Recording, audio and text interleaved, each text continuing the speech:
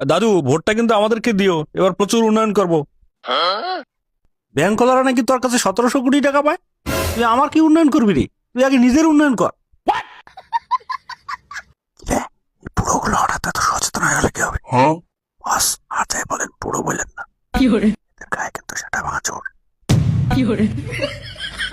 আরে দাদু টাকা দিয়ে দেবো তো, টাকাও দেবো, উন্নয়নও করবো। তুই এমপি হলে সর্বসাকুল্যে বেতন পাবি 1.5 লাখের মতো। 5 বছরে সর্বোচ্চ কত হবে? 90 লাখ, 1 কোটি। আরো 1699 কোটি টাকা ঋণ থাকে তোর। তোরে ভোট দিলে তুই উন্নয়ন তো দূরে থাক, তুই ওর ব্যাংক সহ খাই ফেলবি।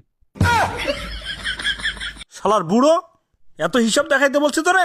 তুই বুড়ো কাকে বললি রে? একই দাদু, তোর বাপ বুড়ো আরাম দাদা।